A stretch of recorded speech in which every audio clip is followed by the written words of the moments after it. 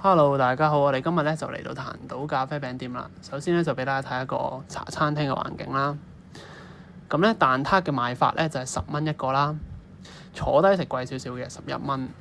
咁咧呢個就係我同我老友譚爺坐低食嘢嘅片段啦。希望我哋嘅食相唔會嚇親大家。咁值得一提嘅咧就係呢個蛋撻個皮咧係特別厚嘅喎。咁正常嘅蛋撻咧就有100層酥皮啦，咁呢個蛋撻咧出名特別嘅位咧就係佢有192層，咁所以你都見到佢係真係幾鬼厚嘅。咁最後咧我都想講下點樣整一個蛋撻啦。首先材料咧就要有水啦，要有奶啦，之後咧就要麵粉啦，2隻蛋，一隻就係放個蛋漿，一隻就係放個皮。然後要有糖啦，最尾咧就要牛油。